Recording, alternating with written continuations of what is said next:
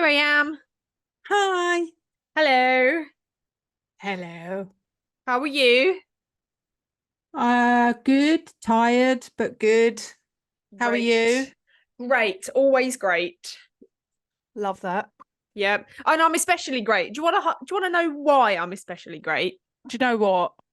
I would love to know why you're especially Really? great. I'd fucking love it. Really? Yeah. Right. You're gonna have to wait a minute because Cecil needs to go out. Wait. Oh man, always with the cliffhangers. So I'm especially great because we've had so much love recently Oh for my the goodness. podcast, Haven't haven't we? we? So much love. And I tell you what, it just makes me so happy. It just, as soon as I get like a message, whether it's sometimes people message us on TikTok, sometimes people message us on Instagram, Facebook, emails. We've just had Yeah. so much love recently, and people have been leaving loads of reviews, and it's just the best thing ever. It is. It is the best thing ever. And it seems like we don't get it like all on one day. It seems like we get something lovely every day. Yeah. And I love that because every day I sort of, when I get up and I think, oh, I've got to do this, I've got to do this. And then I've got to go to work and there's traffic and oh, I've got to go and get petrol and all that. And then you suddenly see one of these lovely little messages or reviews or something pop through and you think, oh, Yeah. Well, everything's good. I noticed the other day when I was on TikTok that somebody had liked one of the videos that I put up, and I noticed the name. The name caught my attention, and I won't share it just in case she doesn't want me to. Yeah. But the name caught my attention, and I then messaged her just to say, Hey. I had, yeah, hello. You look fantastic. Well done, and keep doing what you're doing. Because it turns out she'd also been a survivor of breast cancer.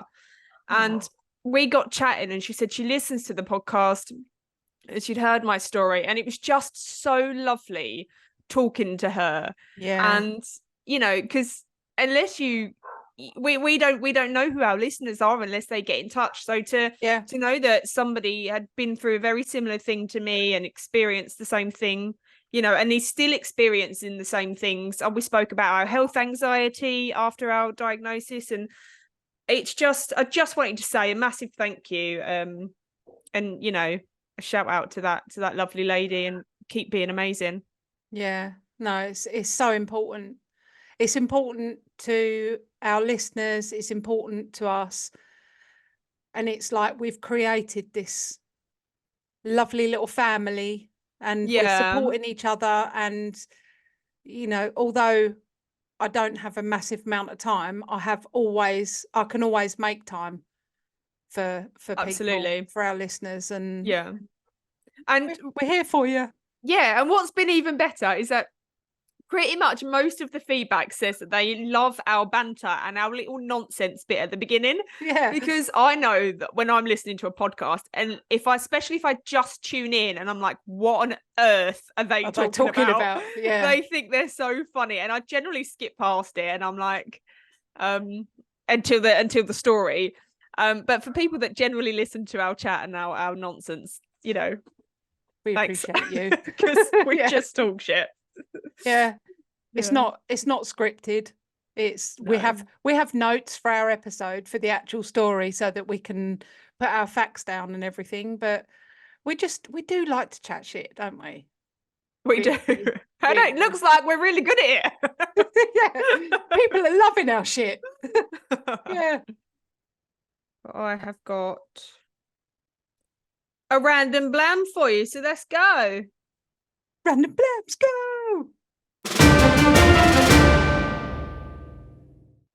This goes out to everybody that works in an office or has to wear a tie, and this one's for you. You can use this as an excuse if ever you're being a bit stupid.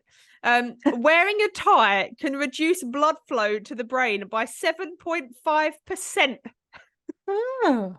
Yeah, it can reduce the blood flow, so it can give you headaches, make you feel a bit sick. It says it can also increase the pressure in your eyes. Oh, Yeah, that's and it's great terrifying. at carrying germs. Ooh. So Shed those ties. get rid of them. Get rid of Get them. yourself a clip-on one. Yeah. Get them gone. Yeah, I'm gone. Haley's got a clip-on one for school. Does she?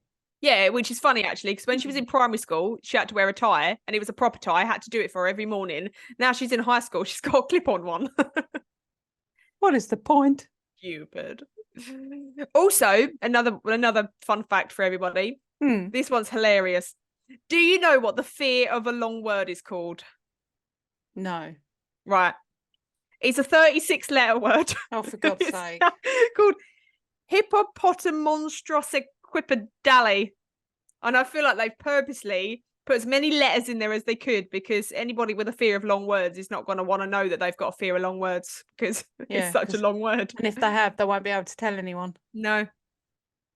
Hmm. Stupid fear to have. Yeah. It is a Well, bit ridiculous, isn't it? The English language. small bit. Some of the rules in it. What's Silly. your blam? My blam is, did you know that in the US there are currently about 300 bodies that are frozen in liquid nitrogen in the hope that science will one day be able to bring them back to life? Wow. Yeah. I didn't know that. Yeah, around 300 bodies. Gosh. I think that us and our listeners have got enough of a morbid curiosity that we would all want to go to that place and see everyone frozen in liquid nitrogen. I know I Cool. would. There's a film like that, isn't there? Yeah, there's probably a lot that are. I mean, all I keep thinking of is Alien, Yeah. where they're all in the pods. Pods, yeah, that'll probably be what it looks like. Yeah. All right, well, random blam's done. Done. I haven't got a true crime, horrific murder. I haven't got a story that's going to make people feel sick. I mean, maybe there's just one little bit in it where you go, ooh, but that's it. My story today is going to be, it's the proof of life after death. And I need Is this. it proof, is it? It's absolute proof. Okay. So just have that Right. right in your face. Proof. Categorical proof. Yes. And I've named the episode, as you will have all seen by now, Life After Life.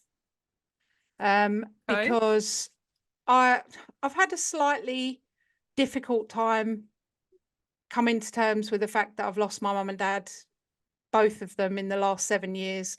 I've gone from having full set of parents to none, which makes me feel extremely vulnerable. And I've also got one of my good friends who has also recently lost her mum. So she is now also without her mum and dad.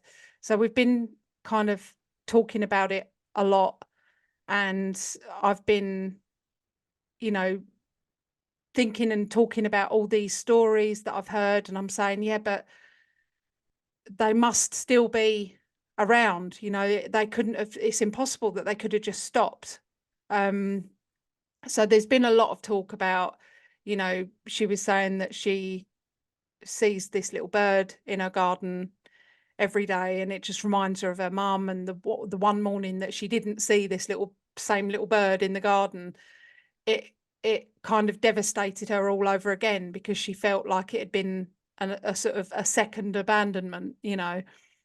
So we were really sort of talking about it, and I thought, do you know what?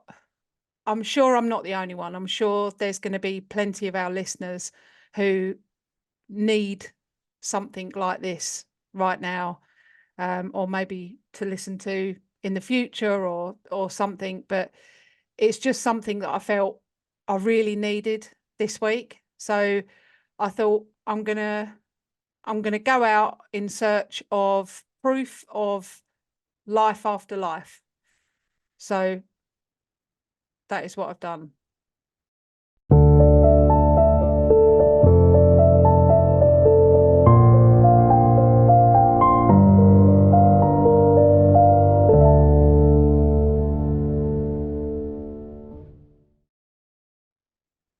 Morning. Morning. Morning, morning. Morning, morning, morning, morning. I have got a shout out to do before we start. Shout out. Yep. And I want to give a shout out to Kathy, because Kathy donated kindly to our Buy Me a Coffee page. Oh, And did she? Yeah, she messaged and she said she loves the podcast and she's from Adelaide. And we've heard from a lot of Adelaide. people in Australia at the moment. We have. I noticed something really funny as well the other day when I was looking, just cruising over our stats and looking at them, and I noticed when we did in, I think, the last episode or the one before, where we said about our top 3 countries, our of listeners, and we said, Yeah. the United States are storming ahead with, they're still storming ahead. But I noticed that all of a sudden the UK has kind of stepped up a bit and it's gone up by like another 4%. And I was like, come on, UK. I know, but we've got a surprising amount of listeners in Colchester. Yeah. And I was like, that's really close to where I live. Yeah. Who is it? Who is it in Colchester? Who are you? Who is it in Colchester that is listening? No idea. Yeah. Absolutely no idea. But yeah, Adelaide and Kathy. Woohoo! Yep, thank you. Thanks, Kathy. I'm having my coffee now. Yep. And also a quick shout out to Sarah from New Zealand, because she said she's recently discovered our podcast and she's not quite caught up. So she's halfway through. And she says that we keep her company on her commute to and from work. So hey, Sarah. Hey. Sarah to Sarah, Kate to Sarah, Kate, Sarah to Sarah. Hey. Got that all right. Yeah, thanks. Yeah, so she might be listening to this. Shout out to Sarah in like weeks, months' time. Maybe. Well, she did say she was binging through them, so perhaps a few days. Well, just know that at the end of May, we were thinking of you. Mm-hmm. She'll probably listen to like my rant of like Matthew Shepard and be like, I'm done. Oh, she's past that. She's past that. She's carried on. Yeah. Well done.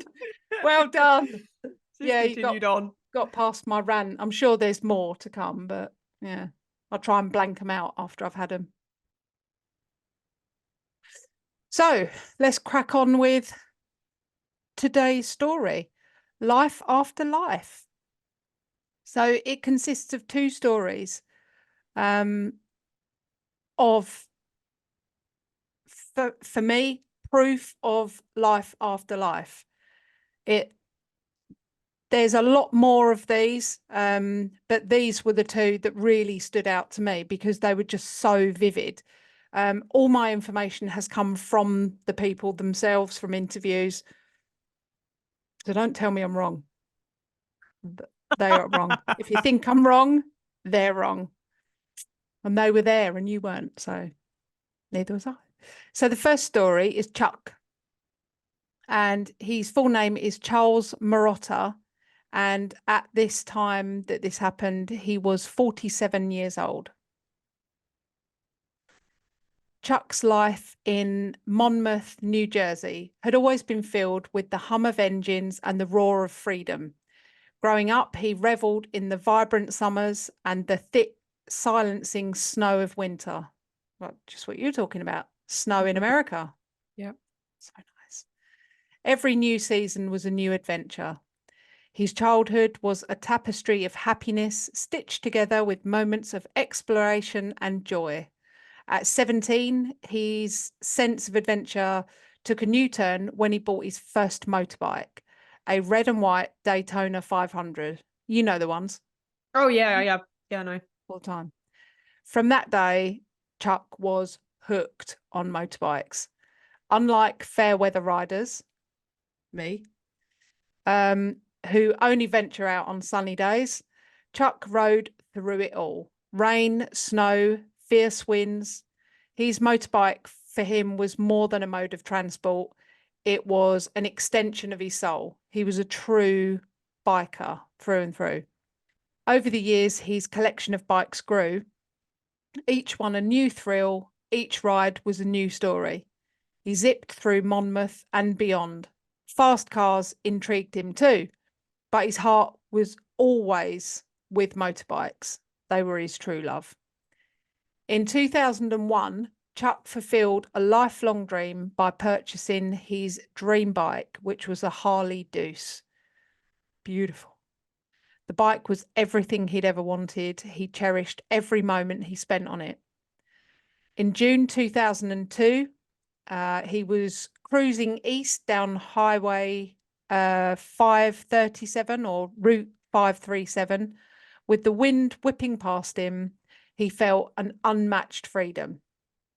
The landscape blurred into a beautiful panorama as he approached an S-shaped curve in the road. As he rounded the bend, Chuck noticed a truck poised to pull out of a driveway. He saw the driver take a quick, dismissive glance in his direction. Instinctively, Chuck knew that this truck was going to pull out. The driver saw him, but didn't really see him. It was more... didn't register. Yeah, Chuck said he kind of felt like they made eye contact very momentarily, but he knew that like he was building up with this momentum to just pull out anyway. The truck moved out straight into Chuck's path, leaving him no time to react at all. At over 50 miles per hour, Chuck made a split-second decision. He dropped his bike on its side and kicked it away, hoping for the best. Sliding along the road, his hands were pressed against the tarmac to slow his momentum. He felt a terrifying clarity. He was heading feet first, straight towards the wheels of the truck. Ugh. Impact was imminent. Chuck hit the truck's front bumper. It's hard to say Chuck and truck. Yeah, it was hard to hear. Chuck hit the truck's front bumper hard. His hands instinctively reached up to grab the front bumper to stop himself sliding underneath. This is crazy because it literally does happen in a split second, doesn't it? Yeah. So these things that your body naturally do, they're not really a conscious thought, are they? Yeah. Like, yeah. If you know that you're about to get into a car accident or a motorbike accident, for him to bail out of the bike before the collision happened, that's such a instinctual thing. Just an absolute like instinct, I guess. Yeah. If you felt that you were gonna sort of ride head on into it, it's like something in your body goes, do you know what? That's not a good idea. That's not gonna be nice. That's not gonna feel good. So it would be better for you to just kind of slide along the asphalt. Instead. And he said, like in this interview, that he thought at the time when he thought about kicking his bike away from him, he thought maybe the worst case scenario would be that he would get like, you know, burned from the tarmac. Yeah, exactly. Road rash, yeah, from the tarmac. However, the truck, a massive 4-ton behemoth, continued to roll, pressing down on Chuck's chest. Everything stopped. The truck driver jumped out, panic and remorse evident in his screams. I'm so sorry. I didn't see you. Chuck. Too fucking late for that. Yeah. Get off. So Chuck, with a weak, gurgling voice, managed to ask, can you see me now? Oh, gosh. Can you just reverse the truck a little bit, please? Yeah, well, that's exactly what he said. The driver, frantically apologising, scrambled back into the truck. Chuck was like, get it off. He scrambled back into the truck to get it off of the top of Chuck. It was one of his wheels that was on Chuck. Chuck said he felt every vibration. He felt the creak of the driver's door as he opened it. It felt in slow motion. He felt the creak of the suspension as the truck driver got back in. He felt the weight come down.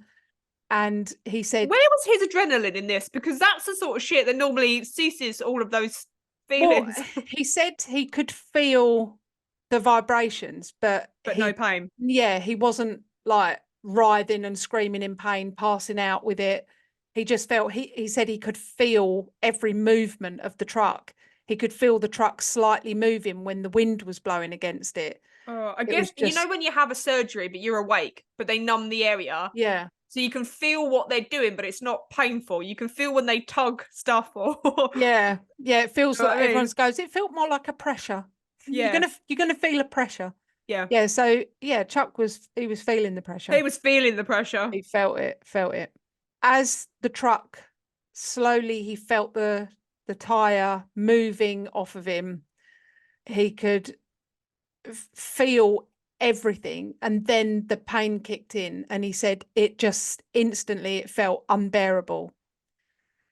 As the tire rolled off of his chest and ribs crumpled under the weight of this 4-ton truck.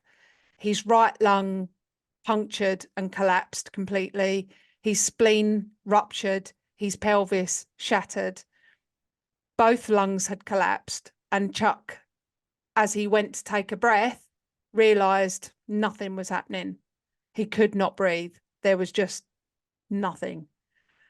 And at that moment, sadly, Chuck died from asphyxiation due to extensive lung failure. The paramedics were called by the truck driver. They arrived and they found that Chuck had no pulse.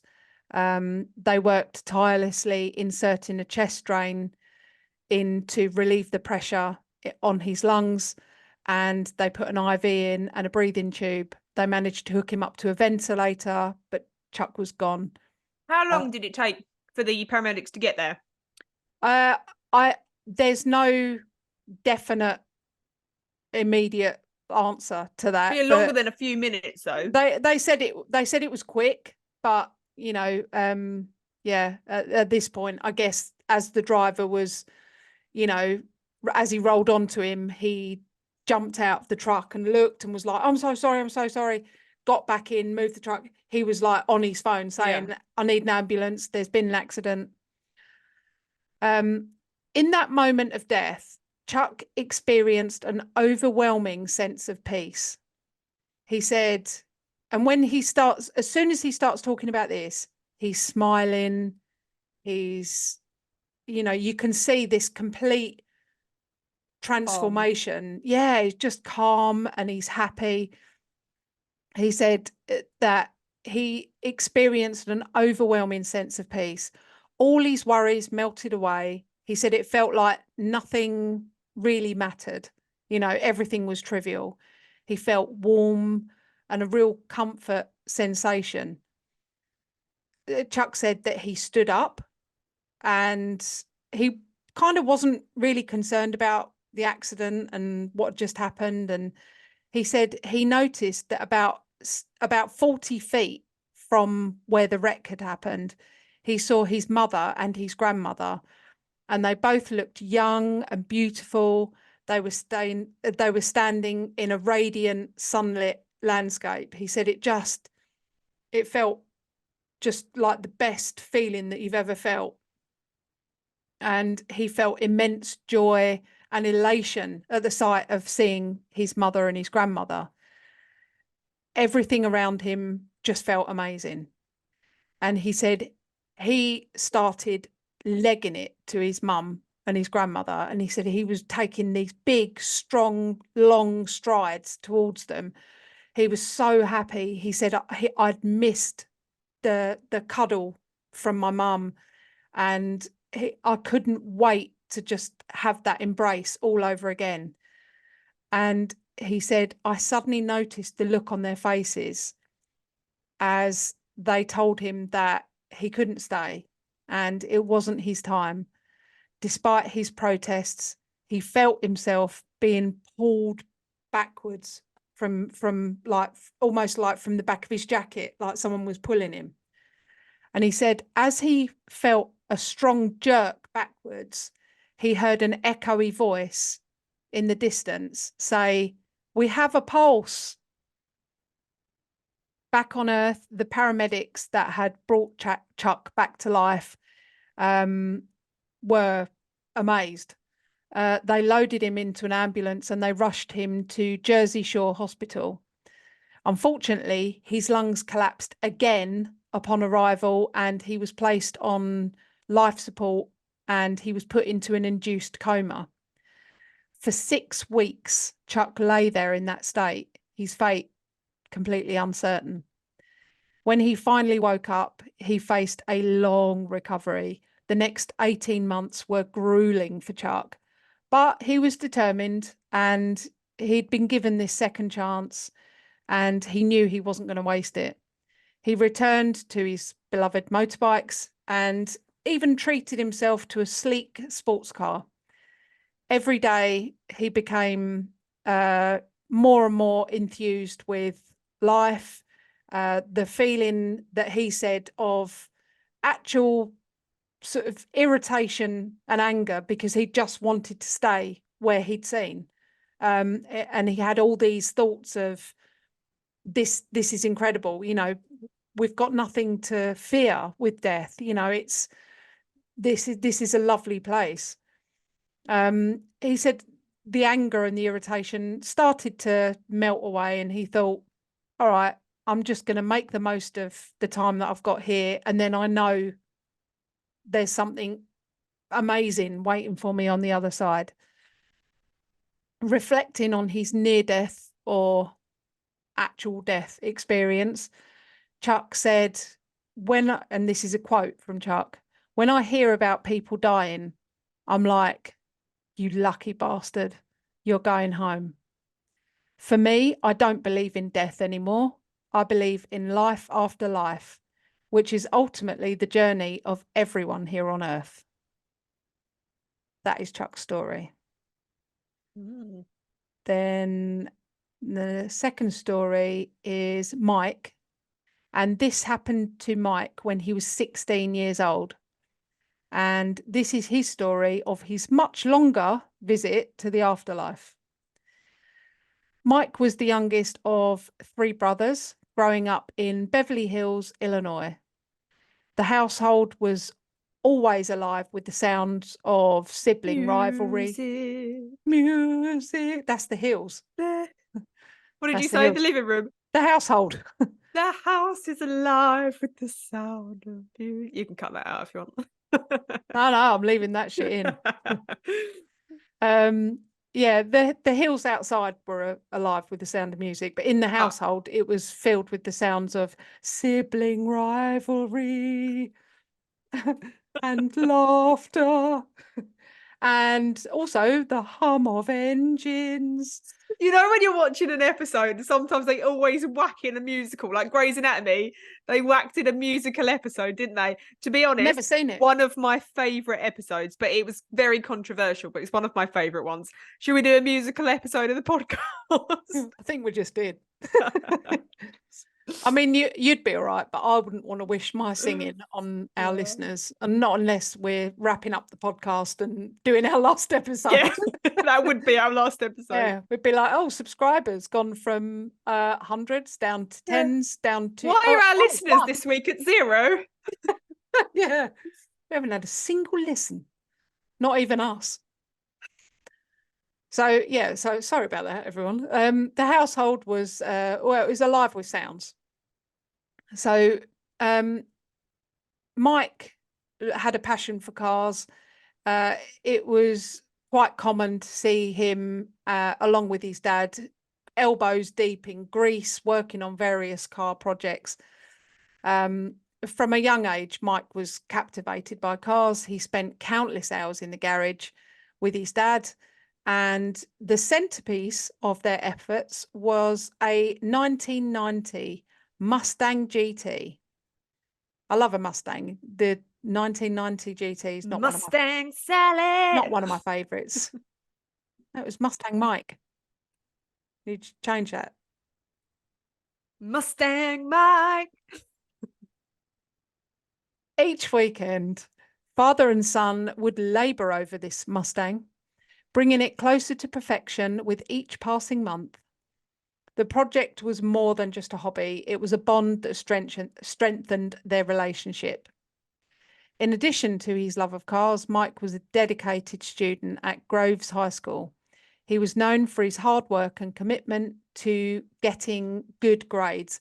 And when I say getting good grades, if he got anything other than an A, like he was disappointed in himself. He was known for his hard work and commitment. His friends often teased him for being so studious, but they also said that they admired his determination. Mike balanced his academic responsibilities with his passion for cars and his social life, often hanging out with his friends after school, discussing their future plans and dreams. On a chilly day in December, which today's pretty much like that describes the weather today in May, at the end of May. Mm-hmm. I'm freezing. Yeah. Anyway. On a chillier day in December 2005, Mike's life took an unexpected turn. After lunch, he walked into his government class, feeling the usual post-lunch drowsiness. I get that. Do you get that, where you eat a lot and then you think, oh, so tired? Yep. He sat down, started chatting to the girl next to him. The teacher was putting a DVD in for the lesson for them all to watch. And as the lights dimmed, the class settled in to watch the DVD.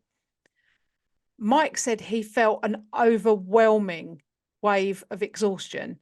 And he did think, post-lunch drowsiness. I had quite a big lunch, But then he quickly started thinking, this is actually, I feel like I've been drugged. Like I feel uncontrollably drowsy.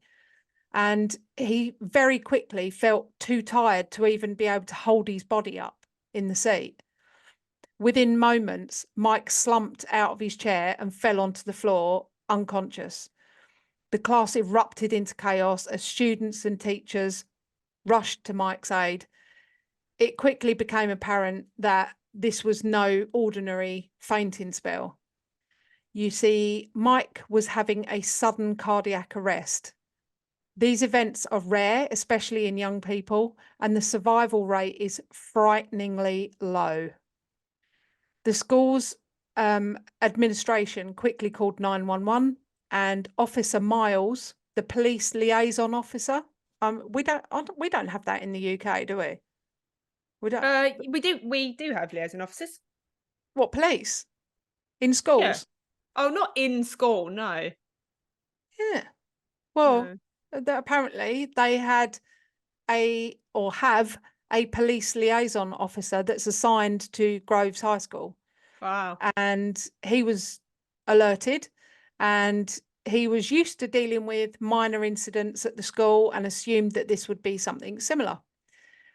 He assumed that he would go in, see to this, in quotes, this kid that was having an episode in the class and had fainted, and he would sort him out, get him sat back in the seat. He'd be driven to the local hospital, receive some sort of treatment, and then all was well, kind of thing.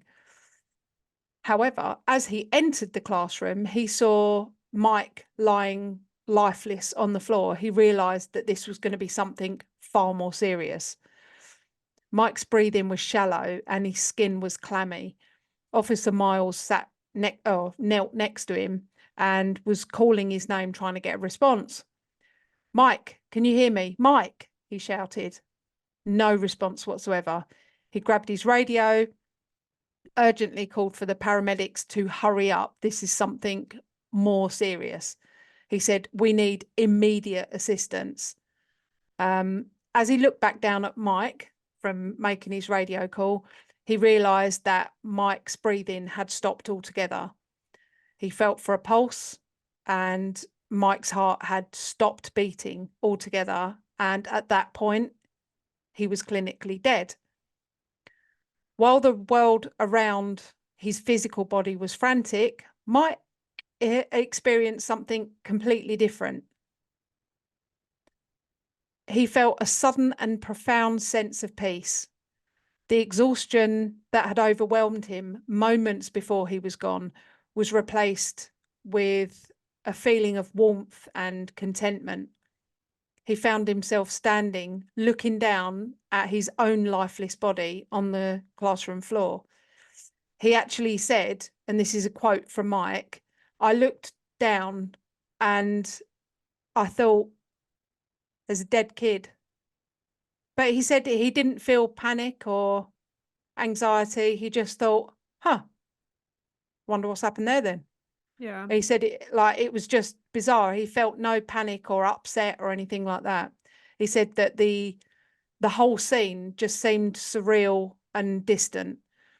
And he said he actually felt a little bit sort of like bored with it, which that's his words, not mine. But he said, I actually felt quite sort of bored with it and thought, yeah.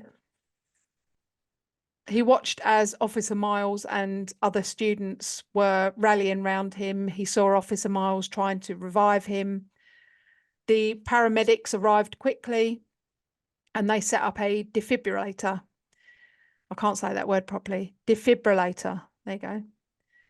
Mike saw the paddles placed on his chest, the paramedics shouting instructions, and the shocked expressions on his classmates' faces. But for Mike, this chaos felt unimportant, and he just had this urge to leave the classroom and step out into the hallway. The hallway was bathed in warm, inviting light that seemed to call to him. It was a light that promised comfort, love, and safety. Mike felt so drawn to it, moving away from the noise and the urgency behind him. As he walked, he noticed how peaceful everything seemed.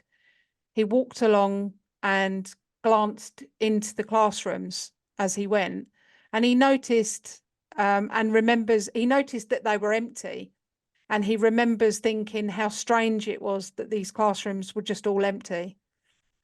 The usual hustle and bustle of the school seemed to be completely absent, replaced by a serene silence. Meanwhile, the paramedics continued their efforts.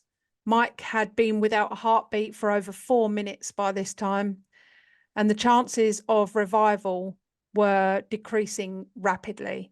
The defibrillator delivered shocks, but there was no response whatsoever. Every minute without a heartbeat reduces the chance of survival by 10%. So Mike's odds were slipping away fast. In the hallway, Mike was encouraged to move toward the light at the end of the tunnel. The light grew brighter as he approached the staircase, and at the top of the stairs was a beautiful door. And he said, "I just knew.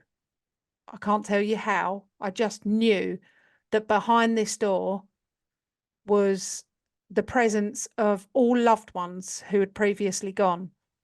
There would be family that had passed away that he knew. There would be family members that had passed away that he'd never even met, but he was aware that they were all behind this door." Standing on the stairs was his grandmother. She looked youthful and vibrant. She smiled at him, and Mike felt an overwhelming sense of love and happiness. He realised that he knew that this was his grandmother who had died in 2002. Mike and his grandmother were besties. He was devastated when he lost his grandma, and he spent all of his childhood with his grandma. He absolutely adored her, and she did him. She reached out a hand to him, and Mike felt a just unbelievable joy and love and happiness that he was reunited back with his grandma. He just wanted to be with her and stay in this place of peace and love. Back in the classroom, the paramedics were growing desperate. Mike had been without a pulse for 8 minutes.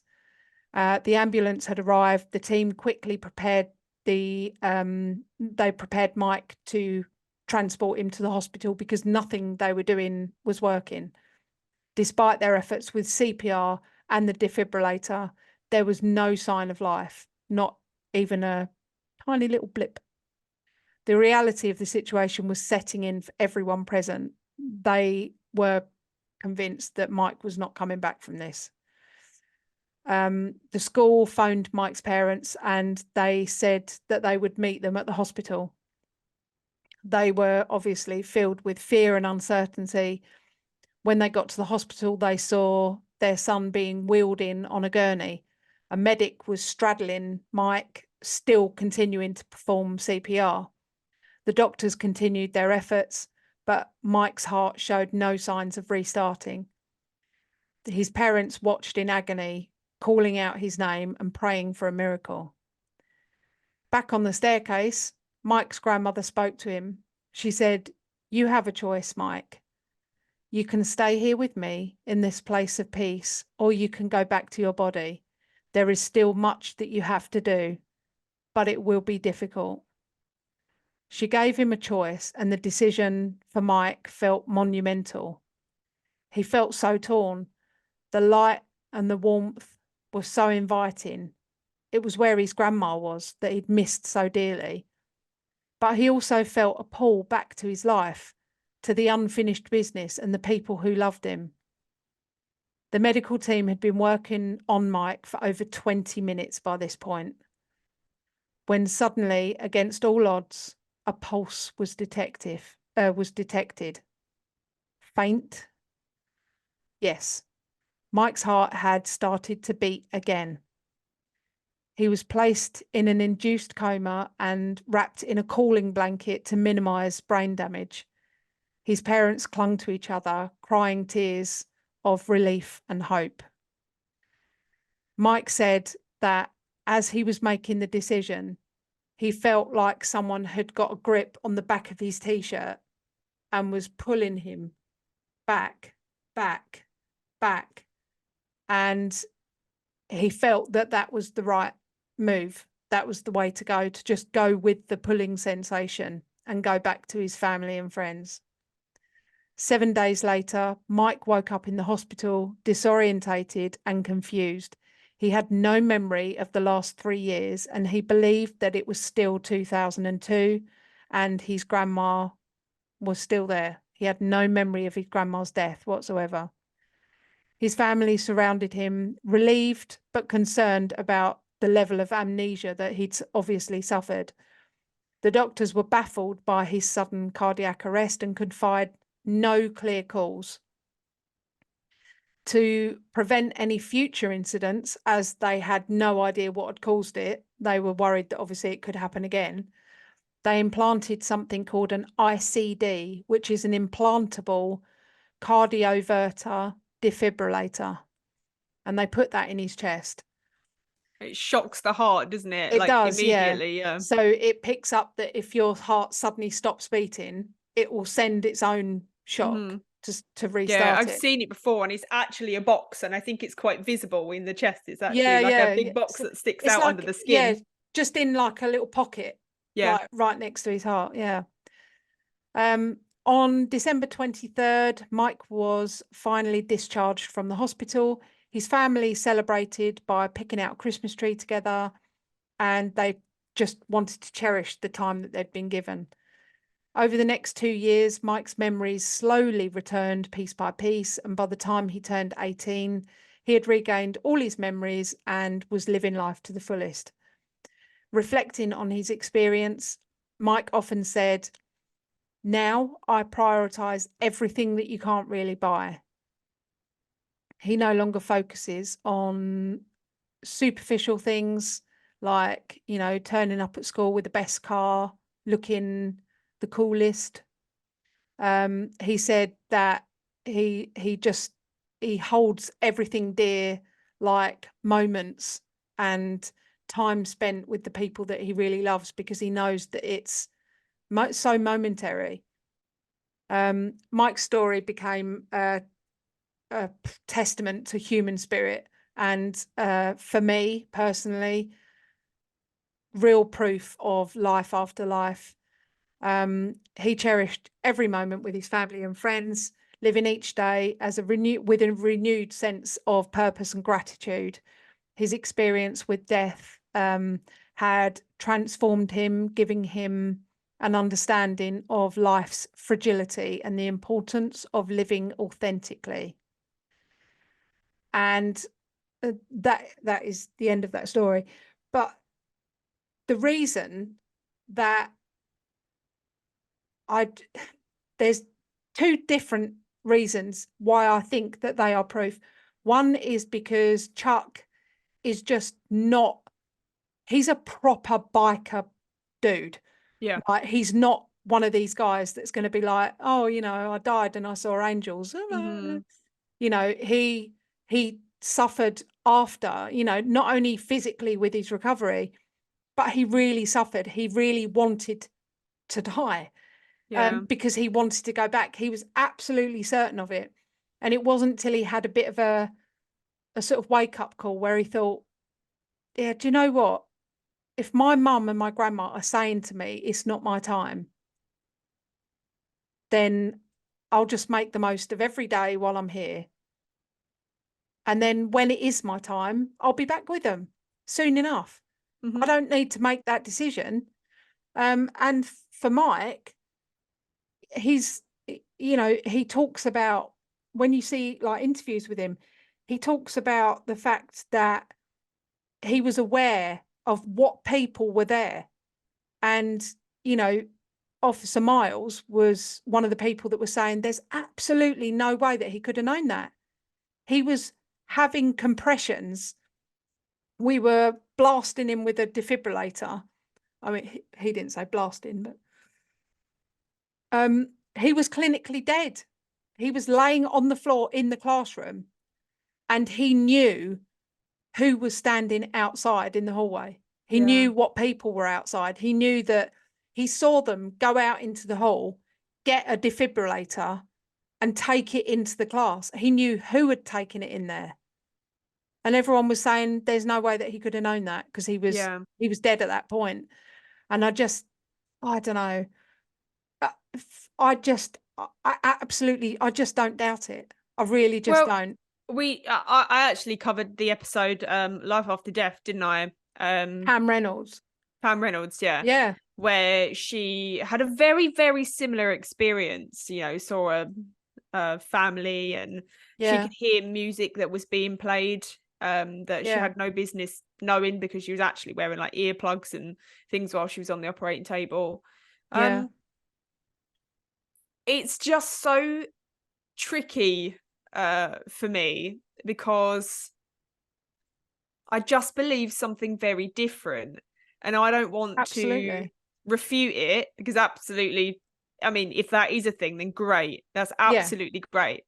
But I just feel scientifically very different about it, and I feel that although I haven't got it all worked out, because like you say, there are instances where he's, you know, he knows people in the hallway. That how could he possibly know that?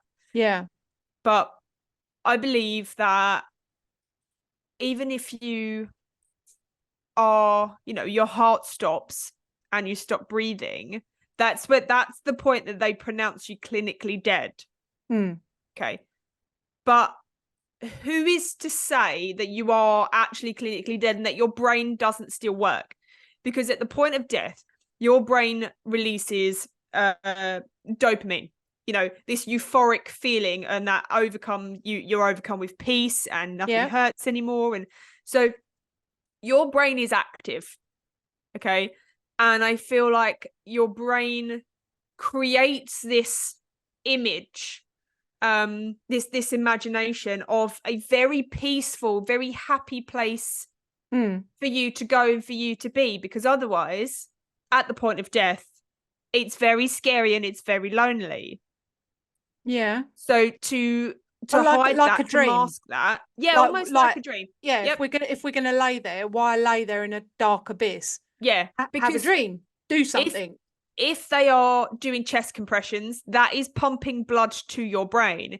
If they are providing you with oxygen, that is providing oxygen for the blood that is being pumped around your body into your brain.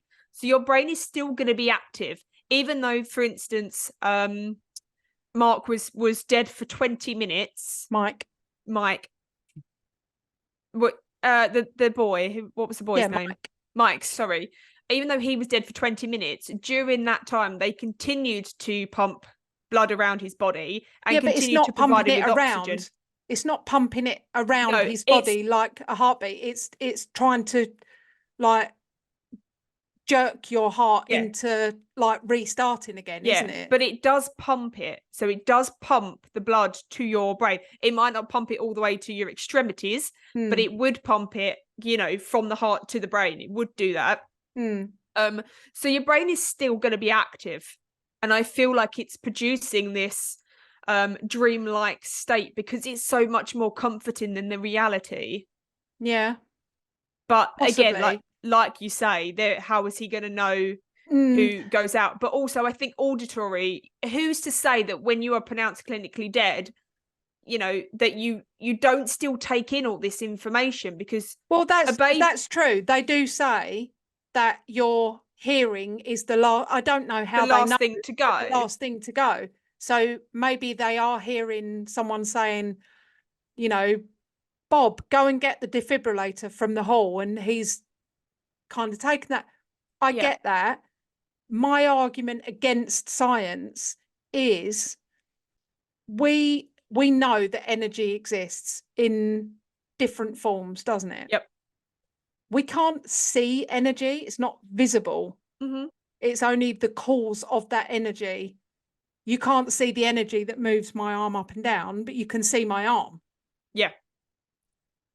Yeah, the effect of the energy. Yeah. And so physics says that energy doesn't die. It can't stop. It just changes form.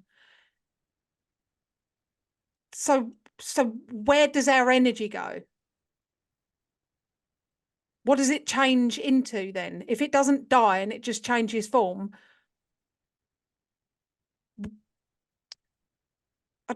that's where my argument is.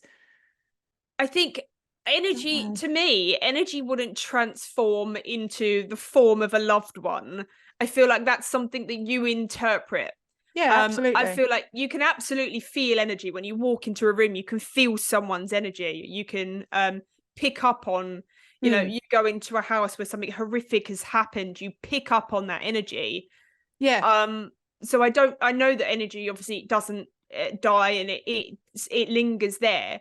But I don't feel like it would change into, you know, if my nana died, how on earth is that energy going to transform her back into a young, beautiful woman that she used to look like? Do you know what I mean? I think that is down to like the person, yeah, and it's something giving that energy that form, that, you know, it's something familiar to that person or something, because there are people that have said, I could have sworn that I saw a young child out in the garden, and then someone else will say that was, you know, the young boy that used to live here, he died on the swing or whatever it was, you know. right? So there is a form that I believe this energy can take that is familiar, maybe to them. Maybe they think, well, this is familiar to me. Yeah. I am going to choose to show myself like this. But I categorically, 100%, I know for a fact, and this isn't opinion, this is a fact, I was holding my mum when she passed. And I remember when I realised that she was going, I felt an enormous panic of like, oh my God, I don't want this. I'm not ready for this. What am I going to do? What am I going to do?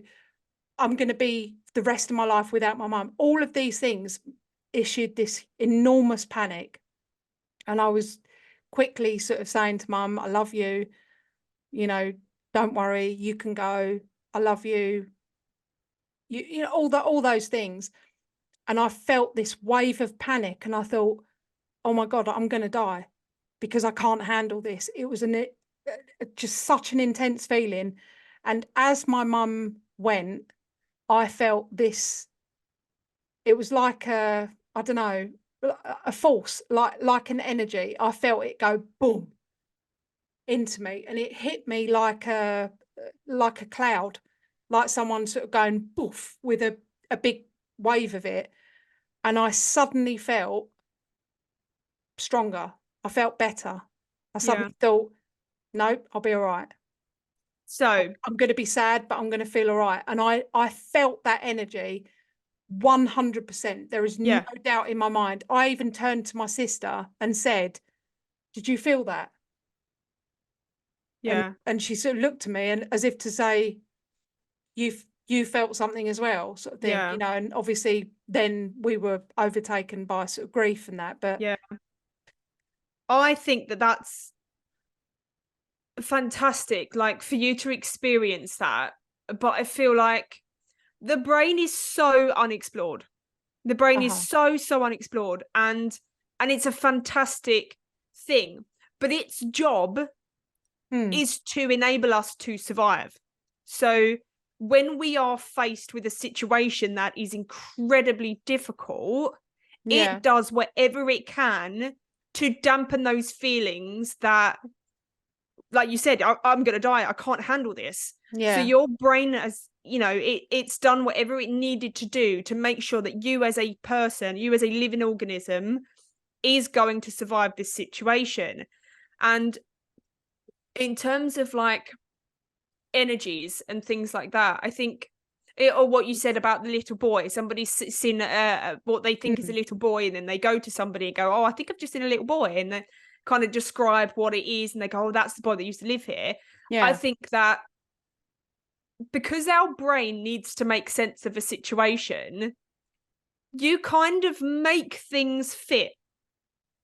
So they may have seen a boy, or they may have think they've seen a boy, but the description, you kind of, when someone goes, oh, did he have overalls on? You go, oh my God, he did have overalls on. Actually, he probably didn't, but your brain's gone, that makes sense. So you kind of put things together that fit, and then you come up with this picture of, I've just seen the dead ghost of the little boy that used to live here. When actually that's not what you've seen, but that's what your brain has made fit the situation, because that makes sense. Because otherwise you don't know what you've seen. I think it's the other way round.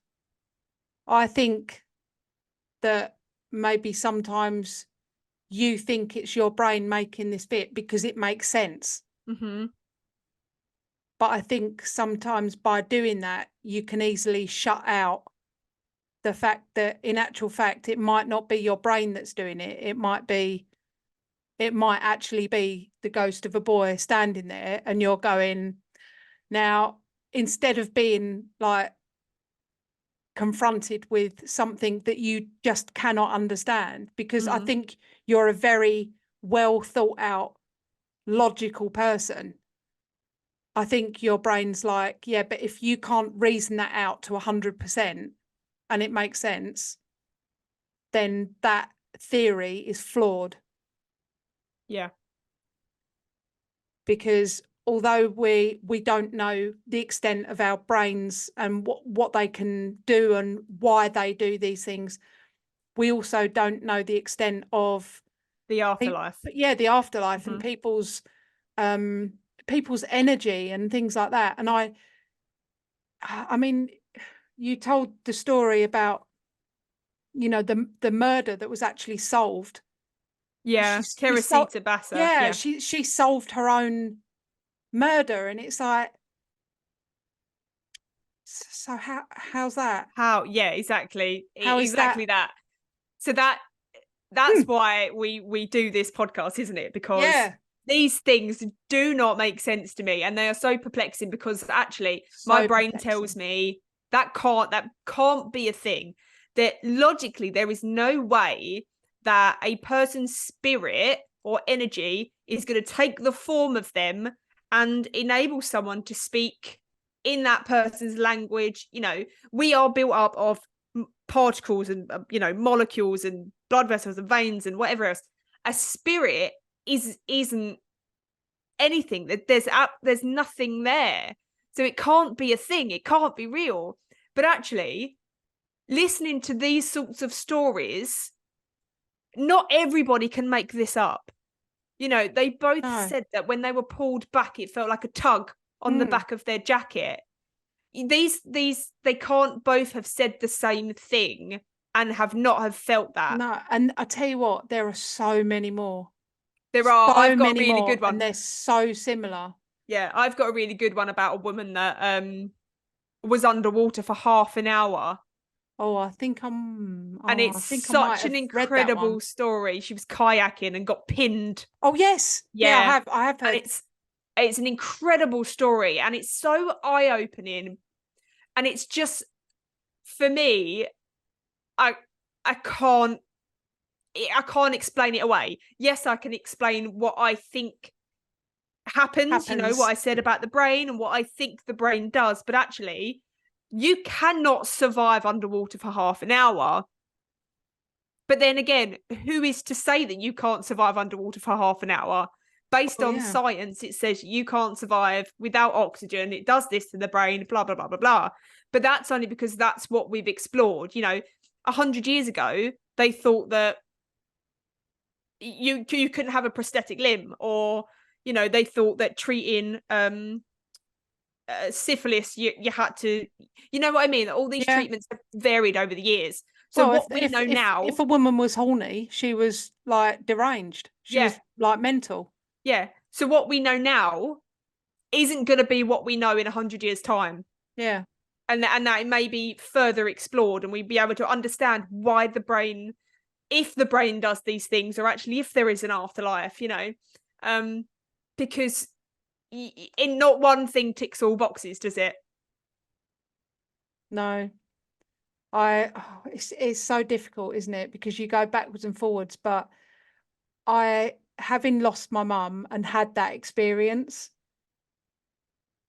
I can't put it into words. My language is ridiculous. I mean, it's minimal. Like there's just no words in my head to describe the feeling that I had, and I just thought that was it. It was a feeling, a physical feeling. Yeah, I can't explain it. And the fact that I turned to my sister and went, "Did you feel that?" Yeah. And it was it was just bizarre. But there's a lot more stories, and I've got a couple of really good ones, but I might do them on a blam, because they're going to be lots of small stories. Yeah, but okay, well, let us know what you guys think, please. Are you team it's all in your head, or team you making this shit up, or are you team love and light? It's not that I want to put a downer on it, and I hate giving my opinion to you, because I know that for everybody that's lost someone, that's such a great thing to cling on to, knowing that you're going to see that person again. And no, I like having like your thoughts and feelings. I don't want to diminish that for other people. You don't. If that's what you believe, then that's great. That's I love that. And if that is a thing, then I mean, but when I was going through my cancer diagnosis, all I wanted was to speak to my nan. And even though I don't believe in this, I went to the medium twice just to try and speak to my nan, because she went through cancer, and I really, really wanted to hear from her. And I was so disappointed. Everyone says it though, that when they really need to speak to a loved one, and that I'm not getting anything, I'm not getting any messages through. I just want that. I've put the little spirit box out, hoping that I would get something from like my mum, and I never have. And I think it's just things that we're just not meant to understand. I used to say the same thing to my mum. Yeah. you know, when she lost her cousin, you know, and she said she was such a spiritual person. If anyone was able to send a message from the other side, it would be her. Yeah. Why hasn't she? Why hasn't she sent it? And I think that gave my mum fear that there wasn't anything after. Yeah.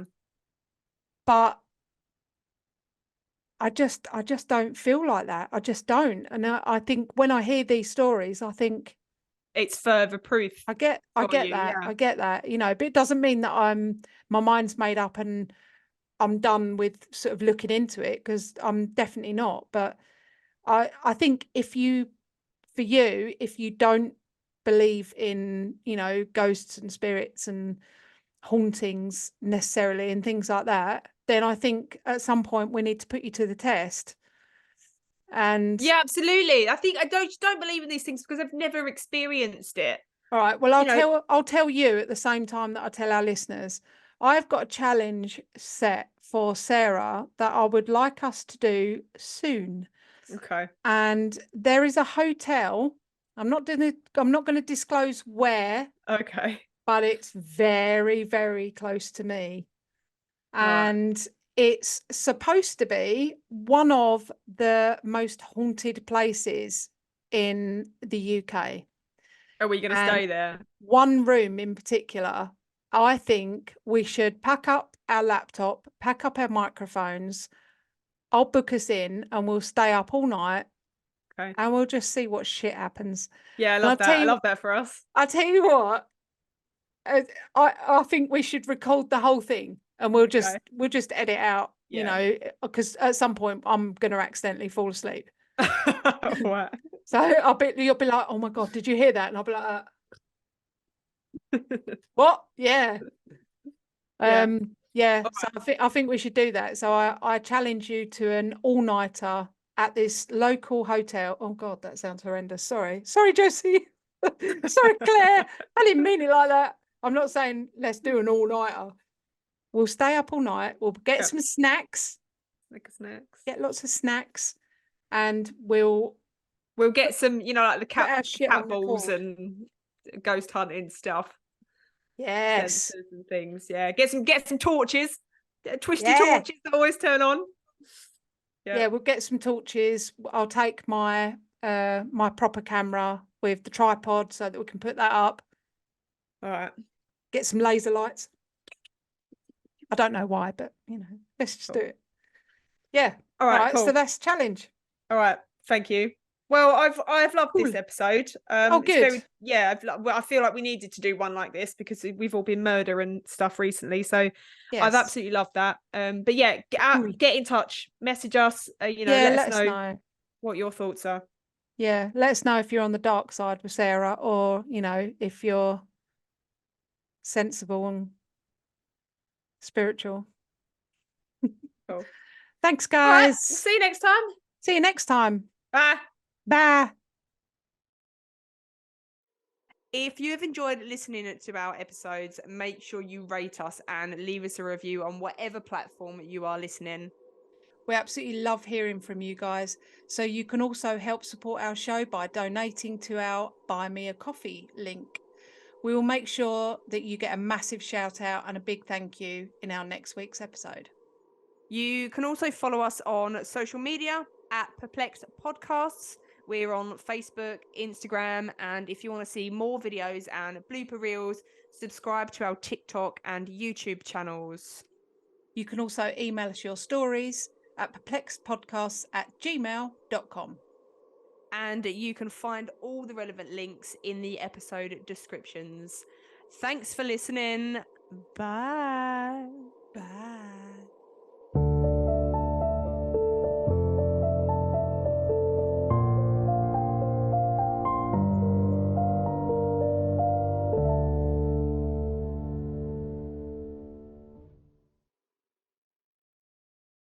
Should we do a musical episode of the podcast? Music. The house is alive with the sound of Mustang Sally, Mustang Mike. You can cut that out if you want. That would be our last episode. Music.